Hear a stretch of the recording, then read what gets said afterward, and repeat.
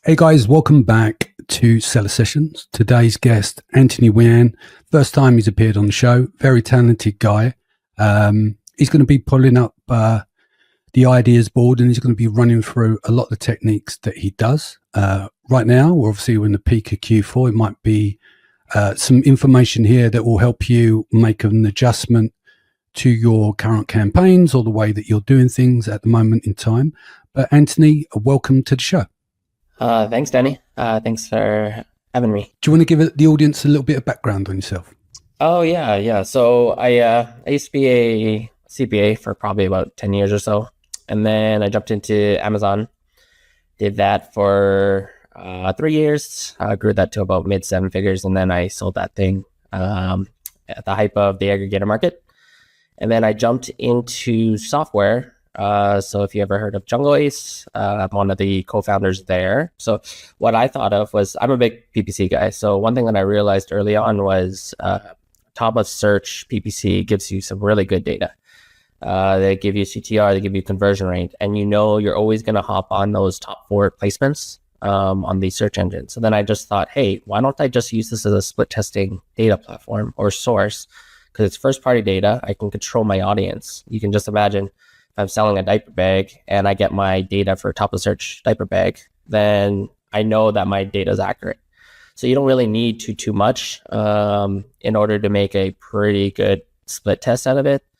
And you can test everything from CTR, conversion rates, and the data is yours. And you can do it fairly quickly. All you really need to do is just change the image, the title, the price, just right in the middle of it, and then just make sure you're tracking your data. Cool. So should we get into it? We'll put it up on the screen and then we'll let you roll. All right, guys.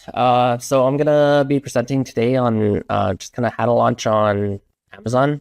So over the last few years, I've learned a lot about PPC, and just in this last year and a half, I've dug pretty deep into organic rank, doing very scientific tests, isolated tests to really understand how the search engine works on Amazon.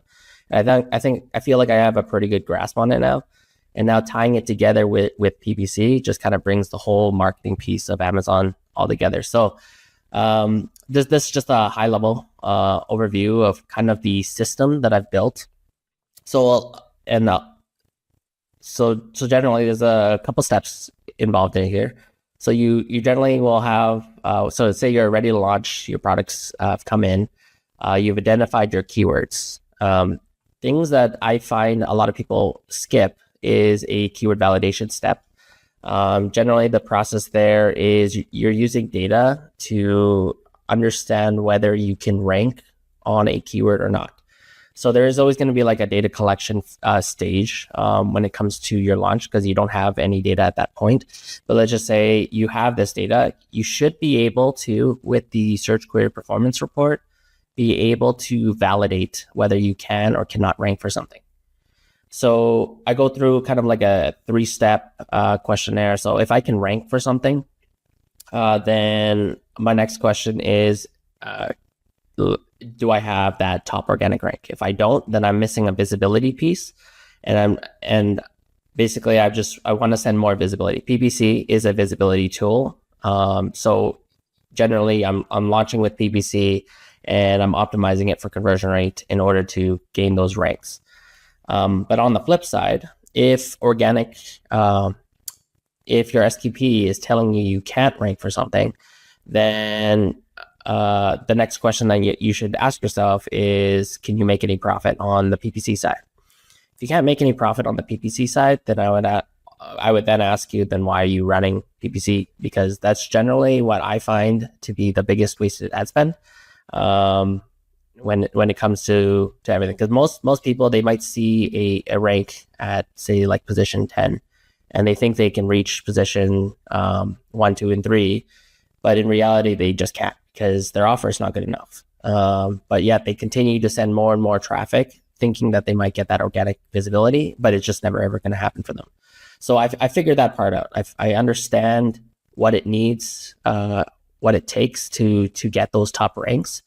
And it really comes down to the fundamentals. So that's generally the gist of the system that I go through. So I'm just going to dive into this whole entire flow here, which is kind of addressing that. So we talked about this spot right here. We are ready to launch. So what's our goal at this point? We want top 6 organic rank. So we have a product, we have inventory that's kind of all spread out across the country. We have our set of keywords. So we're either in a new launch or a relaunch. So I'm just going to go through a relaunch to kind of explain the SQP side, because we would technically have data for it. So the general concept here is you can use SQP, comes directly from Amazon. It's first party data. All this data comes from the search engine. But something that they provide us allows us to understand whether we can rank or not. So that is market conversion rate and brand conversion rate. So they give you clicks and then they give you purchases. So if you run through the formula, you can actually calculate the conversion rate of things. So one thing that I realized early on was when you can calculate these and then compare your brand and market together, generally you'll fall into 2 possible scenarios. So your brand conversion rate is either going to be above the market, or your brand conversion rate is going to be less than the market. So if your brand conversion rate is less than the market, then your chances of ranking in the top is very, very low. So what you'll have to do there is you got to improve your conversion rate. So to improve your conversion rate, you're just going to go through the whole split testing side of things and really trying to ramp that side up to see if you can even compete with everyone else. And then you use SQP again as your feedback system to understand whether the changes you made down here was impactful enough so that you can then compete with the market here. So always use that, always iterate, and then you'll get to the point where you might be able to rank for keywords that you couldn't before because you improved your product listing or even improved your product altogether. So it's things. So that's the first scenario. The second scenario actually tells you whether you can rank or not. So if your brand conversion is greater than your market, I then break it down into three separate categories. So before I jump into this, one thing I have to say about market conversion rate is it's calculated based on the entire search engine. So the top 3 guys on a particular search term, they don't own 100% of the market share. They own a good majority of it, but not 100%. So that means guys positioned number 4 and on have the additional market share. So which means that when you calculate market conversion rate here, it's for the entire market. So that means the guys in the top 3 have a higher conversion rate than what the market's saying. So with that being said, when we take a look at this criteria, so these are more general percentages that I've set up. So I got these numbers because I did a huge case study on this. It was about 10 brands, thousands of keywords, positions, thousands of comparing it against the SQP. And these are the numbers that I basically found across all those niches. So if you're greater than 2%, if your brand is greater than 2% than the market, then your expectation is you're probably going to be ranked in the top 3. If you're between that 1 to 2%, you're probably going to be ranked in the top 6. And then if you're on par, probably going to be ranked around top 10 here. So why is this important?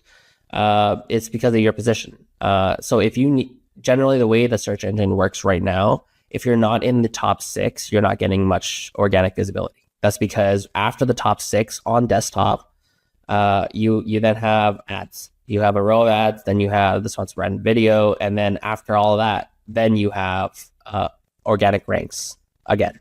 So if you're not in the top 6, your organic visibility is probably very, very low. So in that case, if it's really, really low and you sell a product like a garlic press where the market share of that is heavy on the top 6, then you just got to go back and improve your offer so that you can fall into these other 2 buckets here. The only caveat here, if you're on par with the market, is a design-based niche where people might be scrolling to take a look at, say you have a different design for a generic keyword. people might buy in position 10, position 15. That's the only exception that I've ever seen where this actually works. So let's just say like you sold a diaper bag and you like a certain style. So let's just say you like the style that, like this green one, for instance, because I didn't see one up here. So let's, as a customer here, or who's looking for a diaper bag, you're scrolling, but you really like the color green. You're scrolling and you end up might purchase here. However, your conversion rate probably is not as high as the guys up here. So therefore, when you think about this, you got to think about it in terms of your strategy. Does it make sense? And can you gain organic sales at this position? If you can, great. Then you want to continue on and drive visibility to it so that you can kind of rank for that specific search term. And the other two, if I say anything in the top 6, it's worth going after, just because you will get some visibility there organically. And of course, if you know that you're going to be in the top 3, that's even better, because those are going to be your highest driving search terms, and you really want to go after those.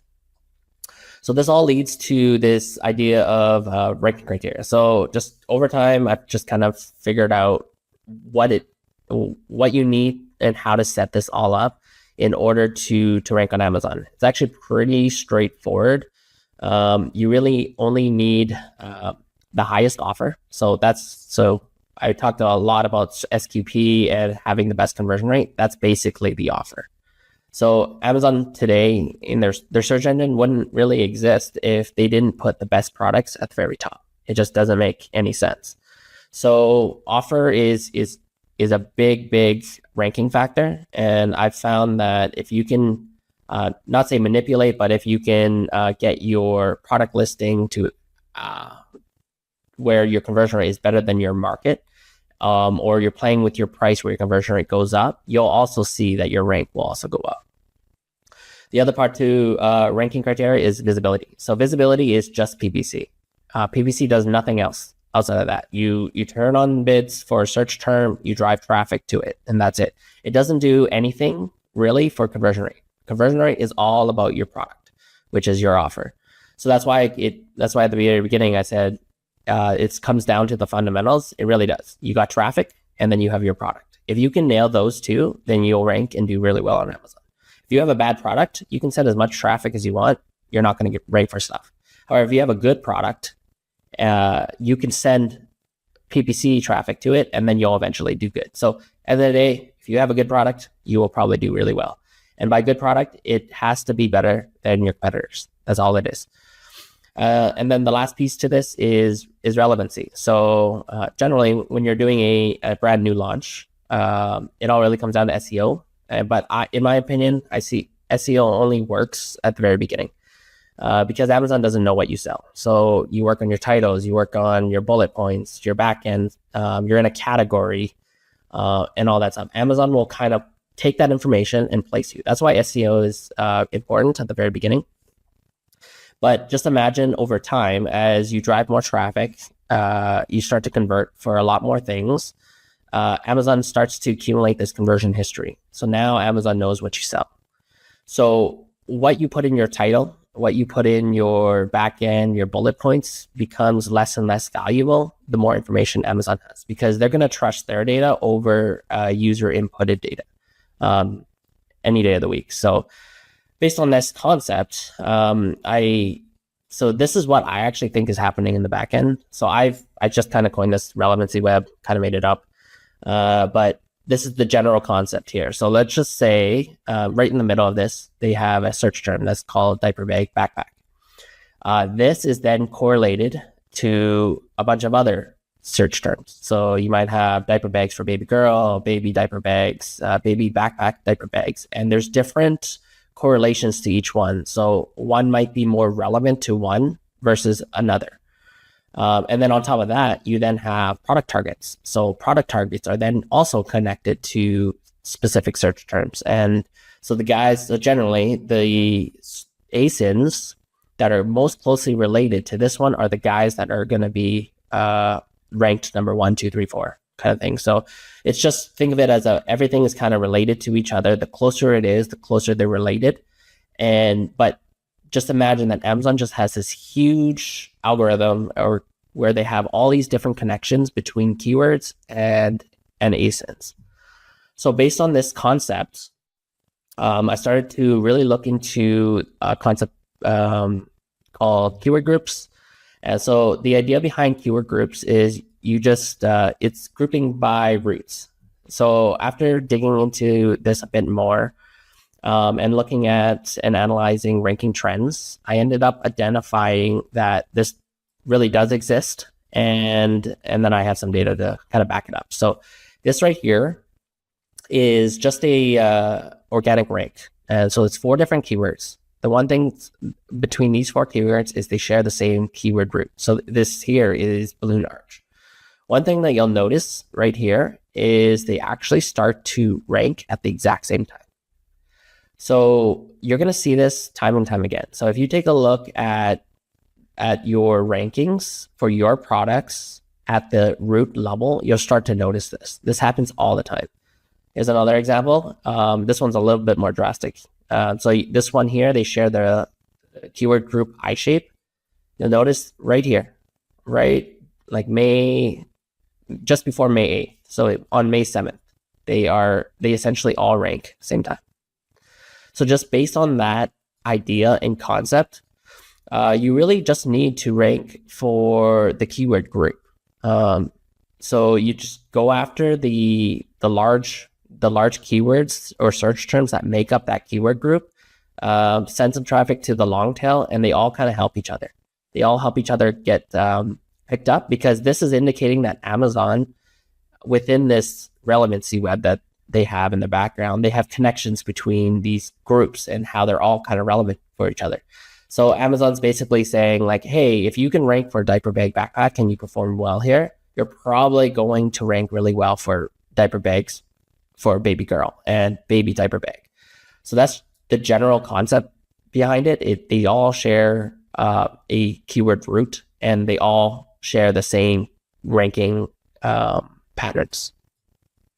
So how can we use this idea of keyword groups into an actual PPC strategy? So just coming back to this ranking criteria here, we have relevancy. We figured that out. Everything's kind of optimized for our launch. We have our offer, which is just our product. We've set our price to be competitive. We may not have social proof at the beginning, so we fight that with a lower price compared to our market. And now the only thing that's missing in this criteria is visibility. So that, again, that's just PPC.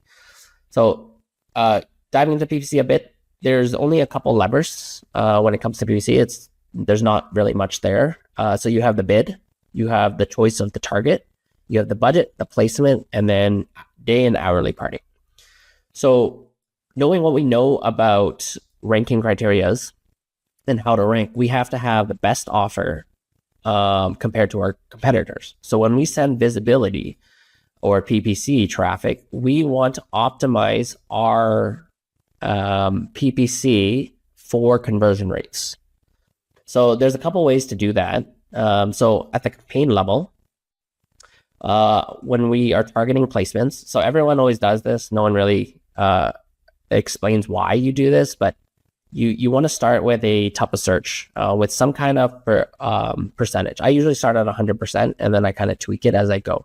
The main reason behind that is 9 out of 10 times your top of search will have the highest conversion rate.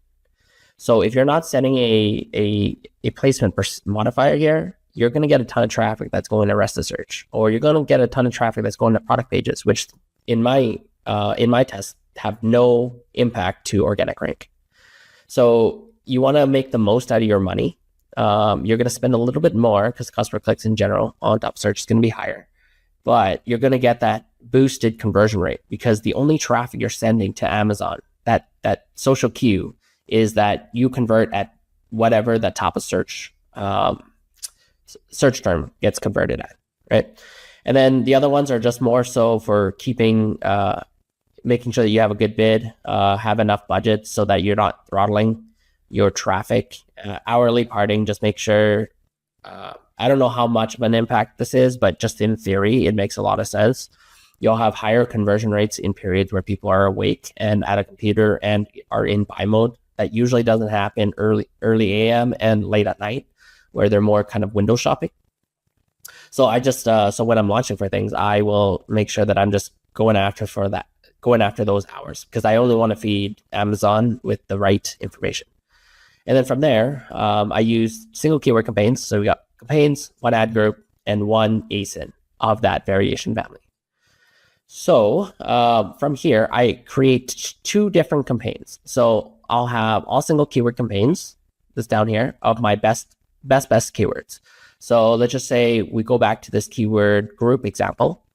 Let's say I-shaped desk is the best keyword here. It has the most search volume. It's the one that's going to make me the most money. So that I will set up as a single keyword campaign. You don't want to be setting up a single keyword campaign for everything in that keyword group, because it just doesn't make any sense. There's going to be a lot of long tail stuff down there that it's just kind of like a balance. Like, it's a balance between management of your PPC, but also execution.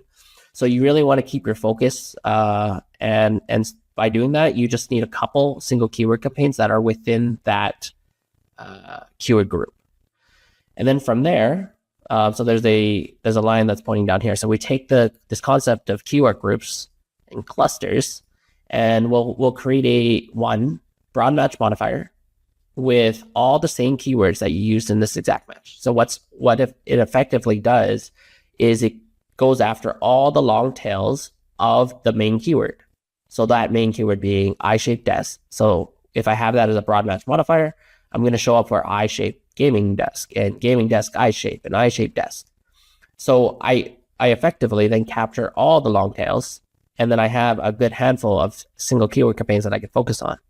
And then from there, just run these, drive as much traffic as you can, and just make sure that you're monitoring your bids so that you maintain that top of search impression share.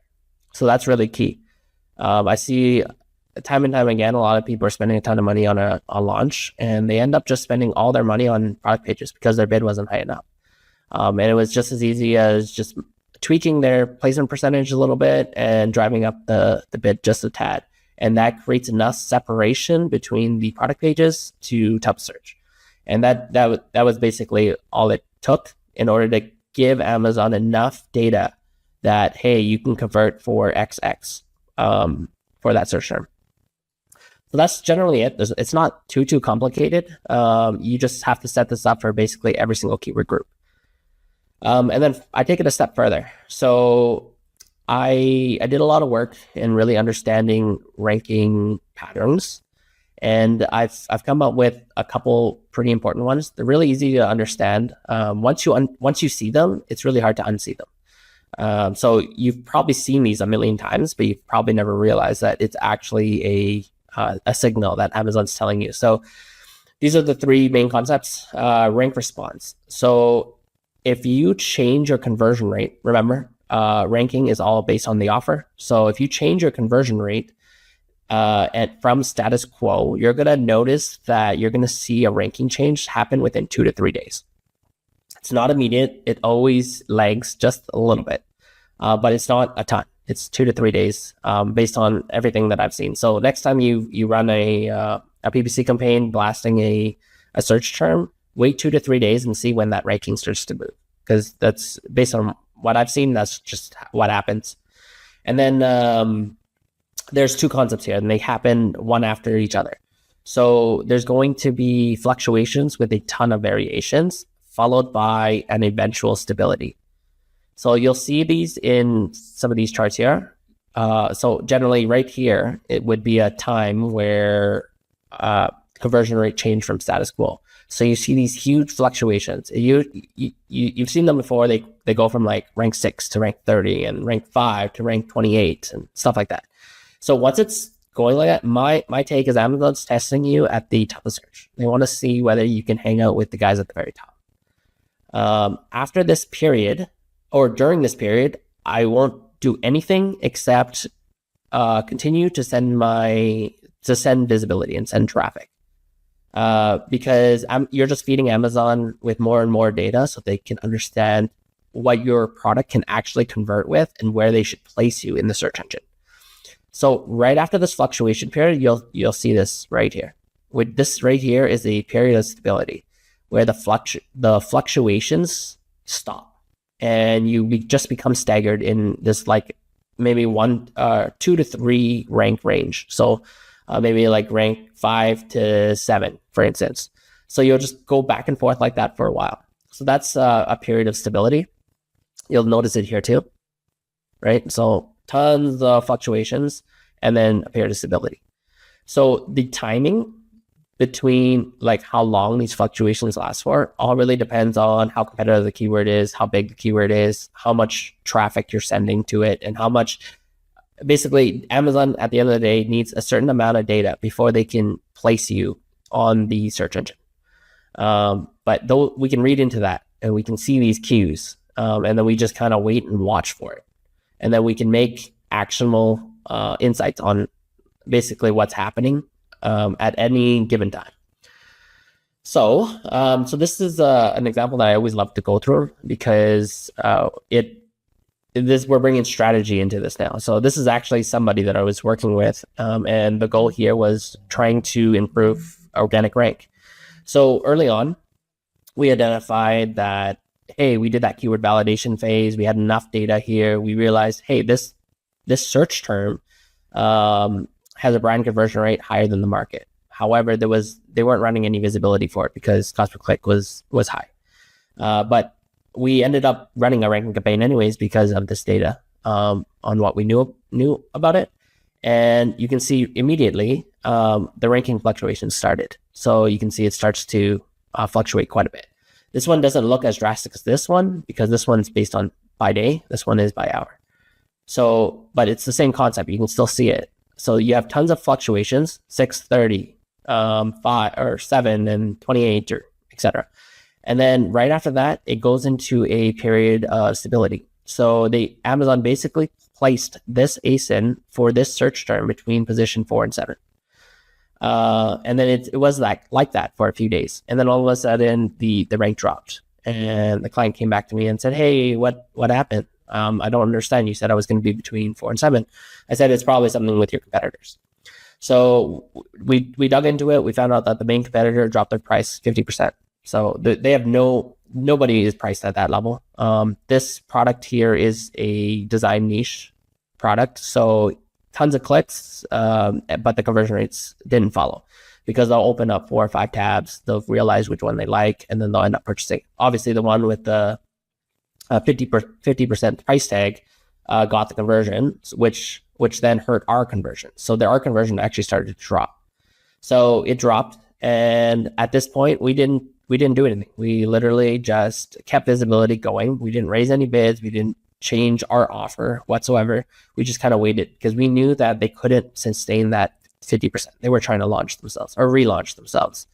And then right here, at this exact moment, they changed their price back to their target price, and we got our ranks instantly back. So if you get pretty good at reading these charts, you understand what actions you can take, because we could have spent a lot of money here and it would have done nothing for us because our conversion rate didn't change. We would have just sent a ton of traffic through and we would have just been stuck here forever. But because we knew that, we just kind of throttled it and just waited for that opportunity where we could start to gain rank.